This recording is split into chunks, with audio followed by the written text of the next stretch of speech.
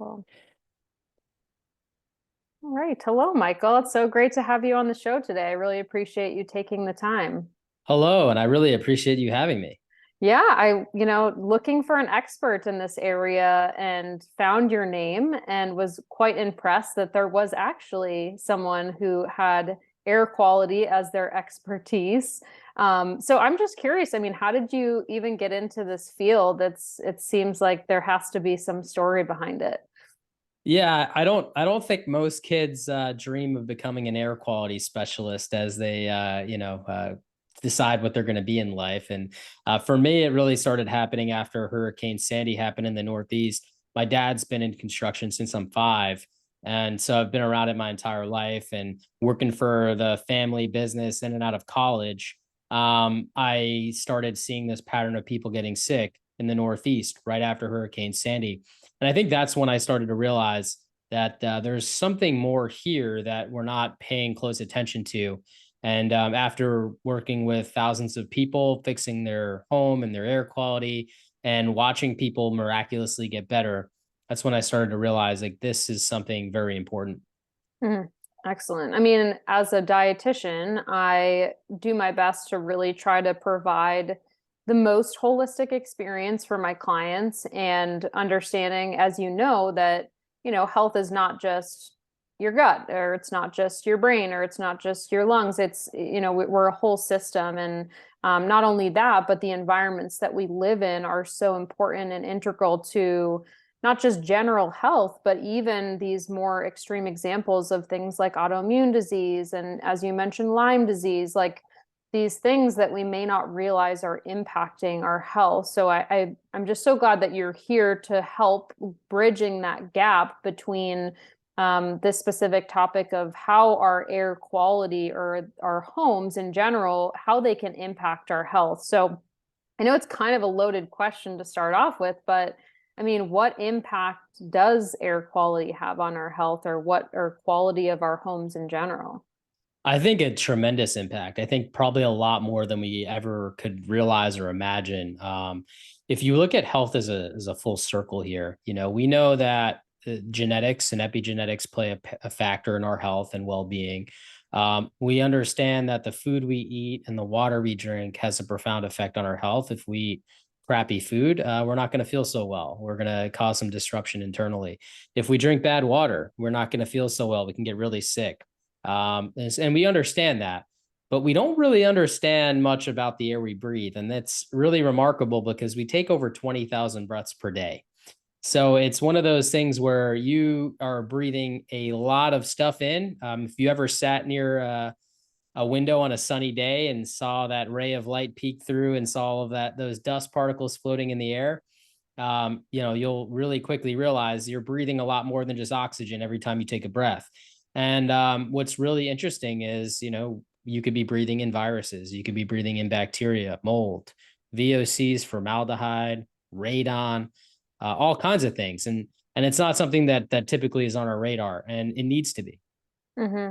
Absolutely. I mean, I'm in the process of looking at houses right now, and I was not even aware of radon, for example, and the harmful effects that that can have. So I think education is a really big part of this. And some people can get overwhelmed on all the different things that we need to learn about and think about.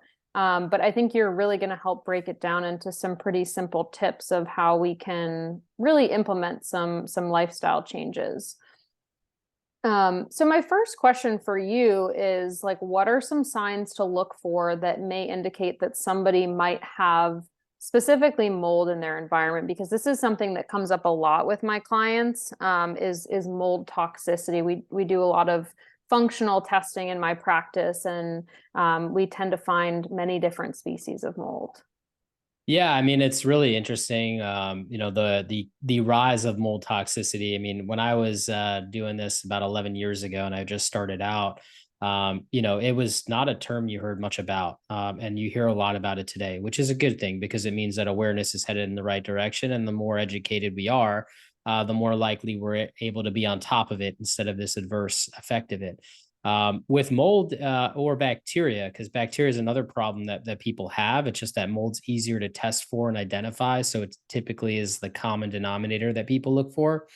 But it's really water. Water is Earth's life source. That's where microbial life takes shape. And so we need to make sure that we're staying on top of water damage inside of our homes. Now, a lot of people think that if our windows leak or our roofs leak, that as long as it dries, that we're okay. And so what a lot of people, what they do is when they have these types of events, they just kind of, wait for it to dry and paint, and just touch up the paint, and they think cosmetically it's resolved. So it must be resolved. Unfortunately, mold and bacteria, they can start to thrive pretty quickly, like 24 to 48 hours. And even if it looks dry on the surface, it doesn't mean that it's dry all the way through. We have to remember that our buildings have different layers. So, for example, an exterior wall, it's going to have your plywood sheathing on the outside with usually stucco or siding or something like that further outside. On the interior side, we're then going to have these 2x4s. We're going to have insulation. We're going to have drywall. And so if a wall cavity gets wet, it's more than just the drywall that gets wet. It's the wood, it's the insulation. And that stuff can trap that moisture for far longer than 24 to 48 hours. So if you have a water event, unfortunately, you're probably going to want to open up the drywall and make sure the full cavity dries out, as opposed to just putting fans on it and hoping for the best. Because even these older leaks that might have happened 10 years ago still could have microbial life there, creating these particles and toxins that are entering our body with each of those 20,000 breaths we take. Wow. Okay. Yeah. I mean, even just in the past week, I think I've heard of so many people having floods. I have, clients all over the United States, and that seems like kind of the standard course of action. So for someone who's been in the field for so long, I mean, are you going in and like kind of looking at these homes and doing these inspections, or how does one determine if there's mold in their home? And I mean, I'm assuming there might be some level of mold, probably pretty common in most homes. And how do you know like when it is too much? Well, I partnered with one of the largest labs in America called EMSL to create a product called the dust test. And what that does is a consumer-based product that looks at the DNA of your home. It uses PCR technology, just like we remember through COVID all this time. And what it does is it analyzes the dust and tells you if there's mold, if there's mycotoxins or endotoxins, which are toxins that are produced by either mold or bacteria, which both can happen in a water damage situation. It gives you an analysis of what the exposure level is. So you'll be able to tell if it's 10 times higher or 100 times higher or even 1,000 times higher than what it should be. And that is a good place to start because it's more economical. Once you have a problem, the next step would be to probably bring in like a hygienist or an inspector to then help you figure out where is this exposure coming from, which could then require some remediation activities to ensure that the problem's resolved, the mold or bacteria is fully removed, and the conditions that allowed it to grow in the first place are handled so you don't have this reoccurring issue. That kind of is the simple step-by-step process. But before, people would have to spend thousands of dollars on an inspection just to answer the question, do I have a problem? And now it's hundreds of dollars and you can do it yourself in your own home. So that was kind of the next step of getting information into people's hands at a reasonable rate. That makes sense. And I mean, in terms of health issues, like I think, a lot of people don't typically think of what some of the signs are that they have been living in an area where the levels are too high. So I think people to understand that, mold can suppress the immune system. It can cause symptoms of asthma, chronic fatigue. It has neurological implications, psychiatric, implications. So I think if you look at the whole list of what some of the symptoms are that mold could be impacting you, there's so much crossover, and I feel like it can be really hard to know. Where testing can be really helpful. I think both testing the home can be really helpful. Testing, doing urinalysis of mold can be helpful. In terms of like how to figure out if you have it without testing, one of the symptoms that I typically look for in clients is if one of the things that they say is that they always feel better when they're not living in their home, or if they start off by just even telling me like, oh, we've lived in this farm home since, the 1700s or something like that. Like those are always things that I'm looking for. Is there any other like red flags that you would look for in terms of looking for a house or things about your house? Is it water damage that it's always pretty obvious? It's not always so obvious, which can make it pretty tricky. I did Gwyneth Paltrow's home, and it was hidden behind her bathtub, and so you would have never known. I mean, on the surface, the place looked amazingly clean.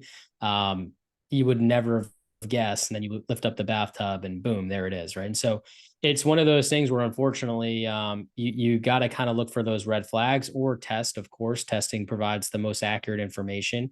But some of the red flags that I typically look for is, first off, if they just moved into a new place. And since they moved into that place, they'd started not feeling well. That's a pretty obvious red flag. There's another less obvious red flag that I like a lot that is pretty helpful. And if you look inside your toilet tank, if you go under the toilet, there's that cover, right? That heavy cover, lift that off and peer into the inside of the toilet tank. Look in there. If you see mold growing in there, that's a pretty clear sign that it's somewhere inside the house, because it's a living organism. It kind of reminds me of a plant in the way that it produces seeds, like for mold, it's called spores, but it's pretty similar, right? It reproduces by producing these seeds that then get met with water and start to grow. And so that toilet tank lid it's pretty heavy. There's not a whole lot of air exchange, but of course there's some. So if you see a lot of mold growing in there, there's got to be a good amount in the air already to opportunistically get inside of that thing. So that's another good place to look. Musty smells, I think, is another pretty big red flag. If you smell that, like, basements are not supposed to smell like wet basements. I know we've become used to that, like, whoa, it's a basement smell. No, that is mold. So if you smell that basement smell, quote unquote, then that means that there's a water problem there that needs to be resolved. That's creating a negative impact to the air quality. Also, those coffee-like stains that we see on ceilings or walls. It's not coffee, I promise you. It's picking up the rust and other sediments as the water travels through the home. And so that is a clear sign that there's been water damage, and you might want to take a look at that area and make sure that there's not any mold there. Also, people have complained about like a very sweet odor. I mean, sometimes the MVOCs, which are the microbial volatile organic compounds that are produced off of mold in a water damage situation, sometimes they smell musty. Sometimes they smell like a cigar, where people have complained of this like earthy cigar smell. And sometimes they smell sweet, almost like a brown sugar or maple syrup. And so it could be a bit odd to nail down, but if you smell any of those odors, it's good to check and make sure there's not an issue. I think those are the main kind of obvious red flags. If you have a basement or crawl space, and you may want to go down there and check on the humidity level. It only requires 70%, and some species 60% relative humidity or more to start to grow. So you want to make sure you're checking those spots that might get very humid. You might have an infestation there. And our HVACs are very problematic because they have coils that constantly condensate. Something like mold or bacteria gets to that coil. Coils can harbor dust as well, which is going to act as a food source for mold or bacteria. And so it could start to grow and then contaminate the system where it's producing all these particles and toxins and then spreading it across your home. So those are kind of the troubled spots to check. Kitchens, bathrooms, water damage can be a big thing. The other thing about a bathroom that I've found very problematic, a lot of bathrooms, especially bathrooms built before 2015, they weren't done with any waterproofing. And what happens is the grout is semi-porous, so water seeps in through the grout, gets into the wall cavity, and then mold starts to grow behind the tile, which can create some problems because, of course, these spores are very, very tiny. They're about 50 times smaller than what the eye can see. And so they can pass underneath cracks and crevices and start to migrate into the home, impacting our breathing every time we take a breath. So I think these things are important to kind of know and be aware of, and hopefully some free tips for people to go out and check right now. Yeah, that's super helpful. And, one of the things that I saw as a huge big red flag. I was literally home this weekend looking at houses and, someone trying to put massive air fresheners all in their basement. And I'm like, what are you trying to cover up here? So Yeah, that's something that kind of was a red flag to me. And it sounds like, they could be covering up some of those smells. without a doubt. Yeah. So you mentioned I think it was MVCs. So these byproducts or things that the mold are producing. Is that correct? Yeah, so MVOCs. So many of us know what VOCs are. It's like off gassing of certain products. If you've ever painted your home, that new paint smell, that is VOCs off gassing from the paint as the paint cures. And they are very tiny particles that enter our breathing zone, that get inside of our body. That's what's creating kind of that smell that we've become accustomed to.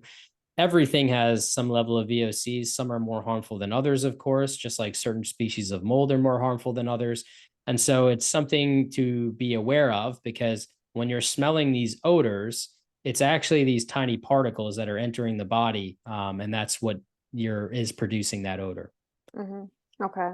And so we're talking about like mold in the home in general. I mean, there are multiple different types of mold, correct? There's over 100,000 different species of mold that we know of. Sure, there's a lot more of that we don't know of. It hasn't been a topic we've been doing a whole lot of studying, so I think we do more studying these days than ever before, which is good.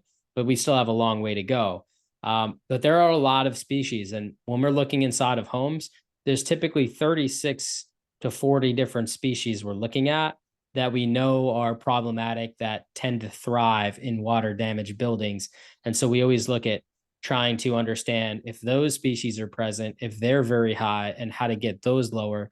The good news is that mold fights over the same real estate. So you could, in theory, have 100,000 different species growing in the same leak, right? And so they're all fighting for the same real estate. They produce what's called mycotoxins, certain species anyway, that we can detect. And the mycotoxins that they produce as a self-defense mechanism are actually really to kill each other. So one species of mold might be trying to kill off another species of mold so they can steal their real estate in that water damage event. And we become innocent bystanders of this chemical warfare that's happening behind our walls, essentially.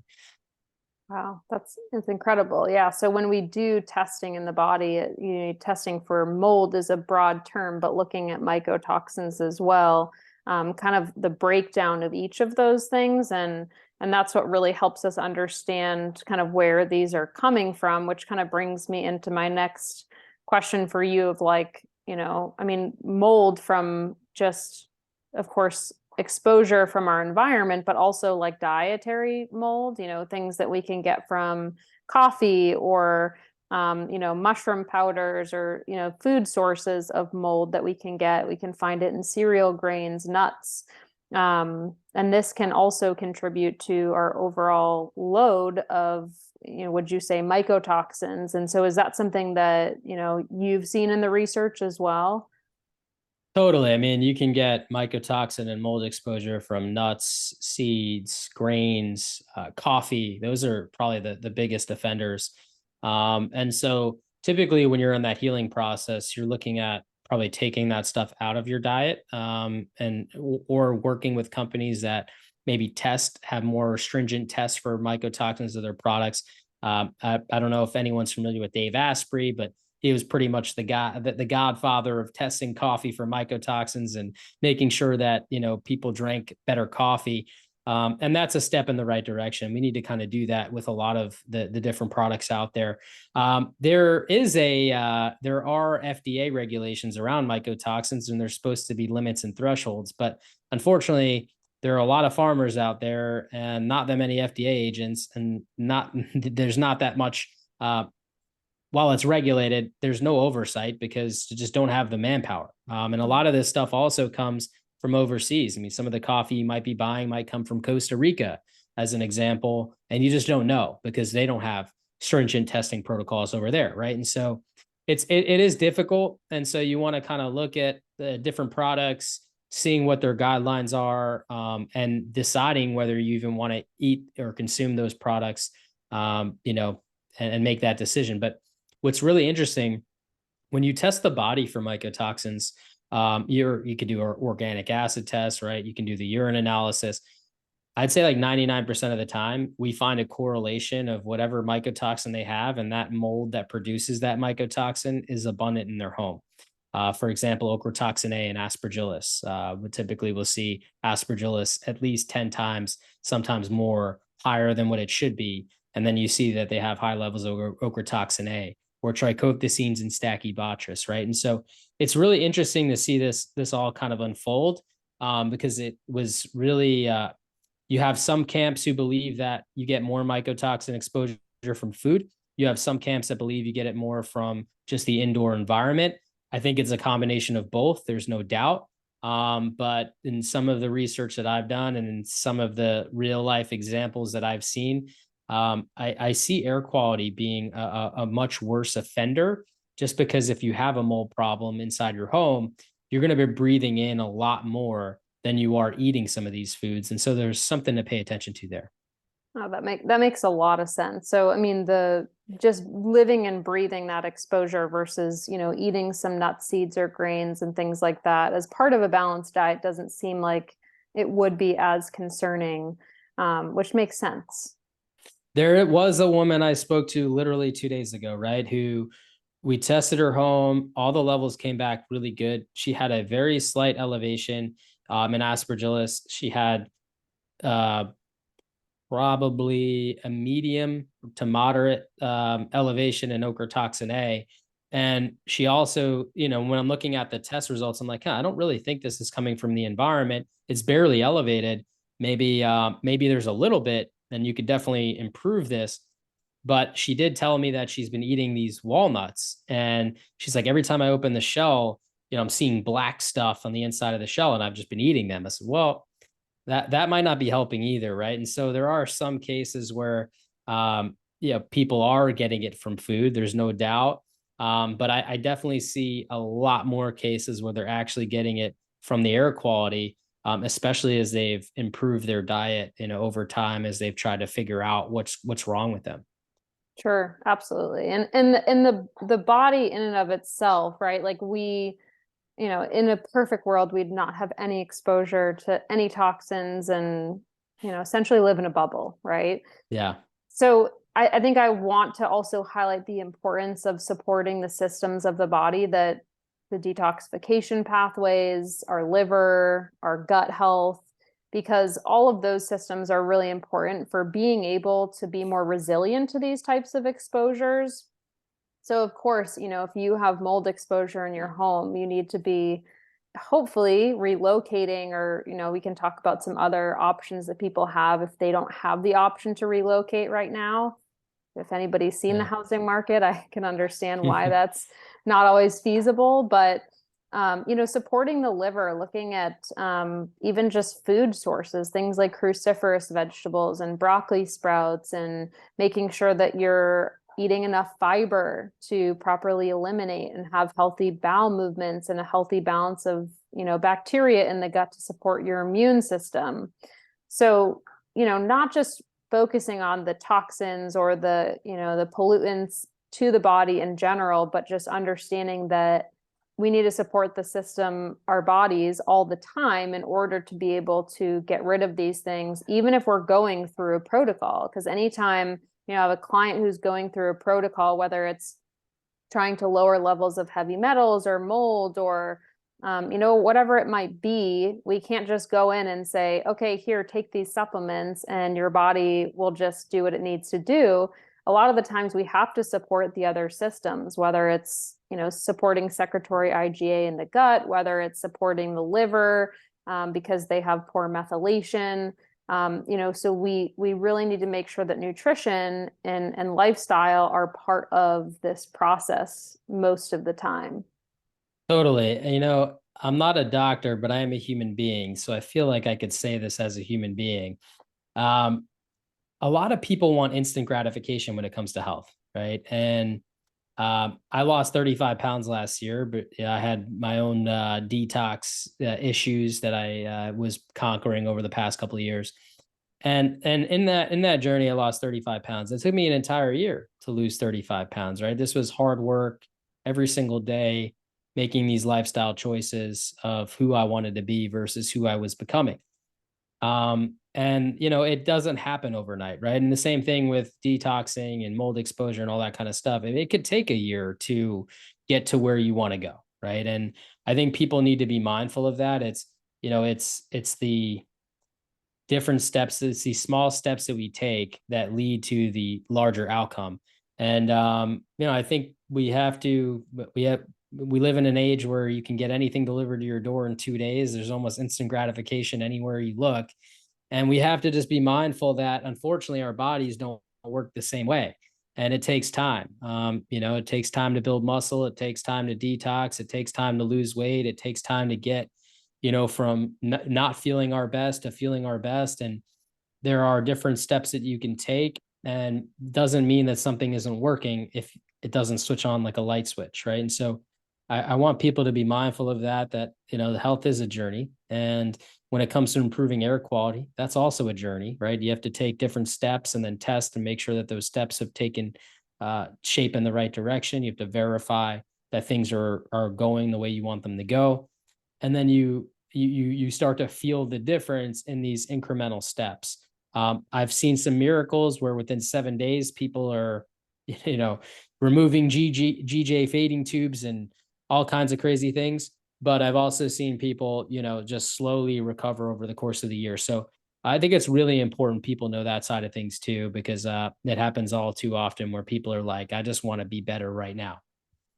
Yeah. Yep. And I'm human too, so I get it. Like, it's that sense of urgency. But the way that the body works is not in that same speed that we would like it to happen. So just having realistic expectations, and also understanding that, similar to your journey, right? Like anything that's sustainable, and truly healthy requires time, consistency, and patience. Totally. You said something else really interesting too about how we live in this toxic world, right? If we lived in this perfect world, we wouldn't have any toxins. We'd have a bubble built around our house, et cetera, et cetera. It's such a true statement because unfortunately, you are never going to have what's called a perfectly healthy home. You are going to have a healthier home than what you have. And that's really important to know too, because you are going to have a heck of a time if you try to remove every toxin that you could ever imagine.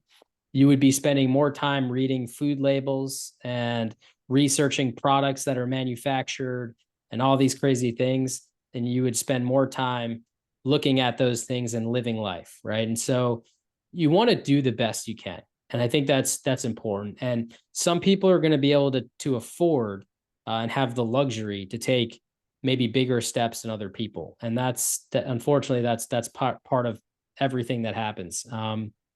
What we do say though is take the steps that you can take. Yeah, probably 90% of my problems as trying to help people is meeting them where they are and figuring out how to improve their data within a reasonable budget of what they can afford, right? And the good news is that when you're talking air quality changes, you're typically talking about construction changes inside your home. Or if you're renting, you're talking about different strategies without being able to drill into walls and things of that nature. You're talking different strategies and cleaning techniques of keeping a place clean. But I can't help somebody if I present solutions that they can't afford. So a lot of this comes down to figuring out where are they and how do we help them. Luckily, that the larger the home, typically the more they have, and unfortunately, the more it costs. If you've ever built a home from scratch, you'll understand it always goes cost by square foot. So the smaller the home, the more manageable it is, right? And so all those things are important. And I think I always want people to know that taking steps forward instead of not doing anything is definitely the better route to go. And just because you might not be able to afford, something that your friend did or something that you saw on a Facebook group somewhere, that's okay. Do what you can afford and take the steps that you can take, and things will start to improve. Yeah.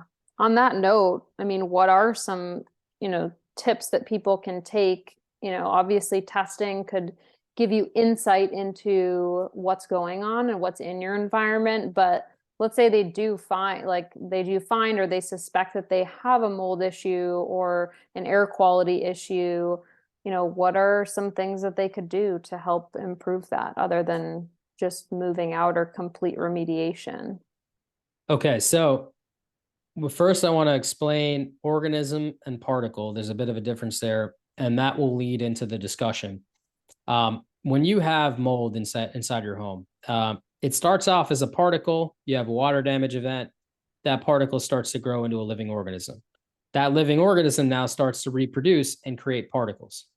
And so that's kind of the life cycle of how this works. So we have just particles in our environment. It's manageable. We have water damage. Particles become living organisms. Now we have much more particles in our environment, and this is impacting our bodies, right? So now that we know that, what we have to do is we give two options, right? It's remove the organism creating the particles. This would be the same as if I have a tub overflowing and water is leaking onto the floor. I first shut off the faucet and then I clean up the water with towels. Option two is, let's say I can't afford to shut off the faucet. I can't afford to remove these organisms. Well, then I need to figure out how to remove these particles at a reasonable rate, faster, or as fast as they're being produced. And so this is a lot like cleaning up the overflowing bathtub with towels nonstop, right? You're just going to keep cleaning up towels because you can't afford to shut the faucet off, right? And so when we're looking at that strategy, it's going to be heavy around air purification, probably upgrading our HVAC filtration system to something that is not only going to protect our coil, which constantly condensates and allows organisms to potentially grow, but also turning our HVAC system into like a gigantic air purifier. We may want to include maybe some smaller air purification units too in the place we spend the most time. All that can be really done for $5,000 or less. And we're probably going to want to change our cleaning products to whatever we use to something that's going to be more of a disinfectant type of cleaning product, and something, especially dealing with toxins, something that has a surfactant in it, which is fancy for dish soap. So you're going to be looking for a product that not only disinfects, but soaps up as well to help separate particles from surfaces and wipe them away. So changing our air filtration and purification systems and upgrading those, and upgrading our cleaning products is something that's going to help us disinfect and remove things like mold and bacteria, are going to be probably the two most cost-effective strategies to either buy time, or figure out your next plan. But of course, the ideal scenario is removing those organisms and shutting off that faucet, if you will. Excellent. That makes a lot of sense. The way you described that is really helpful to understand. I think for the listeners of it's almost like putting a Band-Aid on it for the most part, right? Like you're not actually maybe able to get to that root cause, but you are still able to manage and definitely reduce your exposure to these particles. There is one thing that I've been hearing a lot of lately that I wanted to debunk. This whole like fogging thing, right? Have you heard of fogging? No. Okay. So there's companies out there that are telling people like, oh, you don't have to do anything. They call it like demolition-free remediation. And it's supposed to uh, fog and get into every nook and cranny and like break everything down and kill it. And then all of a sudden your house is better. So there's white papers on this showing that the levels come back, within 3 to 6 months. It's because A, you're not addressing the opportunity that allowed it to grow in the first place. B, you're really just breaking this stuff down into tinier particles, which are almost worse for us because then it's much easier to pass through our self-defense mechanisms. If you go to the American Lung Association website and talk about particle size, and they'll say size matters, anything smaller than 10 microns has the greatest health risk because it bypasses our self-defense mechanisms because it's so small and immediately enters our gut and our bloodstream, right? Now, what's smaller than 10 microns? Mold, bacteria, viruses, toxins, a lot of those things that we've heard of in microbiology that can cause problems. So it's no secret there. I think when you start breaking stuff down into smaller particles in hopes as a less cost-effective option that this is going to be good, do your homework. Almost anyone that's ever done this type of service as their way of remediation without really fixing the root cause of the problem, they might feel good for a week or two, and then all of a sudden they're right back into not feeling well. So it's because it can cost like $5,000 to do that, which might sound more appealing, but that's not going to work, and you're going to basically waste $5,000 if you do something like that. And so that is one myth I've been trying to dispel pretty well. Good. I'm glad that I just learned that too, because that sounds like something that I would probably be curious about, of looking at different options. And yeah, it can be tempting, but I'm always I'm always skeptical of the cheaper option when it comes to stuff like this. So good to know. Are there any like air purification systems that you find to be helpful, or ones that you find to not be helpful? Well, air purification systems are kind of the wild, wild west these days. They all have different technology, and they're all priced differently. The best tip that I can provide is find one that can remove the smallest particle possible. The smaller the particle can remove, the healthier that your air quality is going to be. It means that there's less tiny particles that are going to be entering your body, bypassing your immune system, your self-defense mechanisms, et cetera, and just immediately entering the gut and the bloodstream. So keep that in mind. Everything else is essentially a extra marketing ploy here. So you have ionization, you have all these different things, and I've been on calls with CEOs of air purification companies about their product, and most of them have these gimmicks where they just they're trying to do good. It's not that. It's just that they're not realizing that destroying particles or forcing them to the floor is not going to be a finite solution for health practices. Um, just because even if it goes to the floor, it's eventually going to come re-aerosolize right back into our breathing zone and enter our body. Even if it's destroyed or smaller, it's still going to come in contact with our body. So these are things that are unknown, how much these things might still impact us. And so for me, I'm staying clear. I want a filter that can remove as tiny a particle as possible. And I care about no other marketing terms for the moment. I like that. That's good. Stick to the science. Excellent. So I feel like this has been incredibly helpful. I mean, just really giving a nice overview of kind of what are the harms, the health effects of these different mycotoxins and their particles, and understanding what we can really do to either take action or be preventative, and then obviously supporting our bodies in the process as well, and being patient in terms of any healing that might be required as a result of these different mycotoxins. Totally. And my goal is to help people create healthier environments. And it's the great work of people like you and doctors out there that are helping them with the internal issues that can happen from this exposure. And it's a teamwork approach, and unfortunately, there is such a great risk and impact with the air that we breathe. And so we need that teamwork approach right now to help people get better. Hmm. Yeah. I mean, I when we talk about water, I know we briefly mentioned this in the beginning, but I think, when you prioritize certain things, you mentioned like, yeah, almonds and grains and things like that. Like I really try to invest most of my financial ability into the things that I'm really consuming the most, which air, water are really two big things for me. So I am so grateful that you are an advocate in this field and an expert, and that you are also working to educate companies and also consumers, because this is new for a lot of us, right? This is something we've never heard of. So thank you so much. And it's desperately needed. Yes, desperately needed. Absolutely. I mean, you've mentioned you mentioned people on feeding tubes, and I haven't seen clients at that level related to this, but definitely lots of patients with autoimmune gut issues. I think one that really gets me the most is the mental health side of things. Really Mhm. can create a lot of mental health challenges for people, and when we don't realize that that's related to our environment, oh my gosh, you just you're struggling because of the toxins that are polluting your body or that you're ingesting, whatever it may be. And that is just, it's so sad to see. Anxiety and depression are on the rise. Air quality is on the decline. And there is some correlation there. There's a lot of studies in that regard. Dr. Dale Bredesen's been doing great work on inhalational Alzheimer's, as he calls it, because this can also certain species of mold and some of the toxins they produce can cause the early onset of dementia.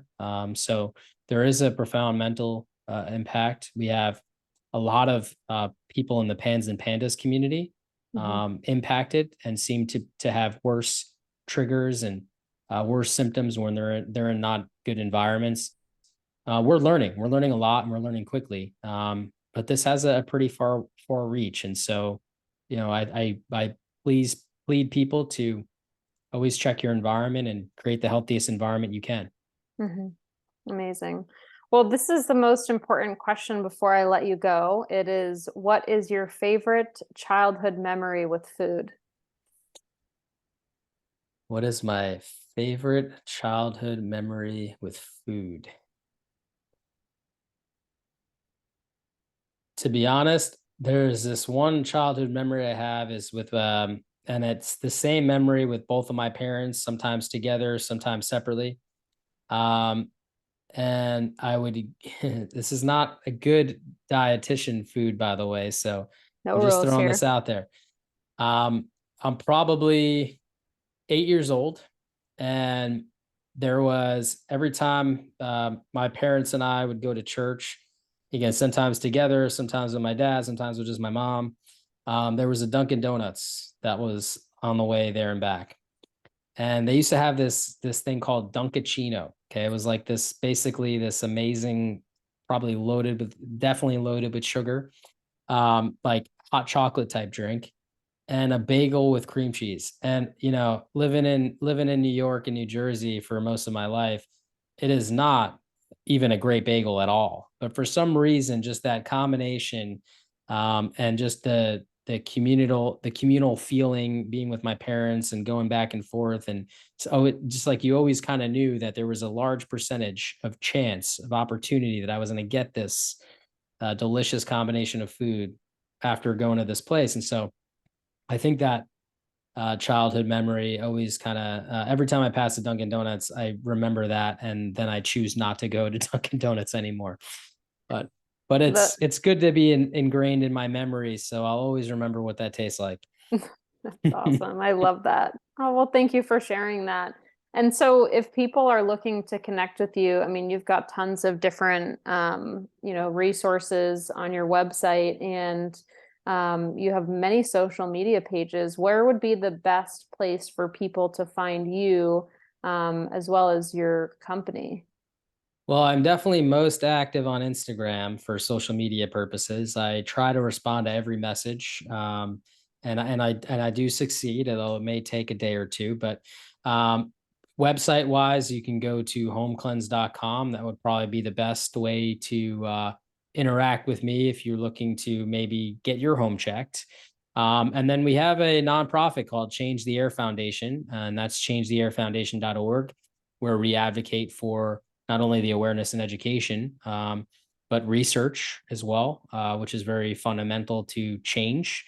And we also are big into working with the government. We're advocating for 12 updates in laws in 12 different states right now to better protect people for when they do have these events that occur to them and they don't have the right coverages or protection to make sure that they're able to resolve it properly, which is where a lot of heartache that I see happens if you don't have the money to it, and maybe you're underinsured, as an example.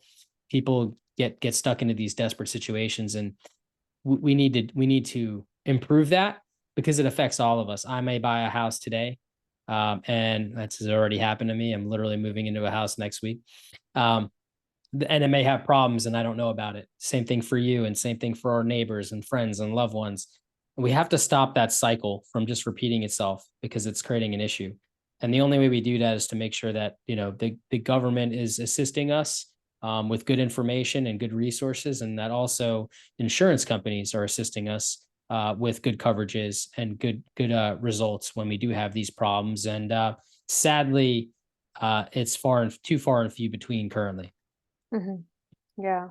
Well, that's amazing. And I hope for the future. I hope for a better future in this field and support from these major organizations. And you're really paving the way for that to happen. So thank you for all the work that you do.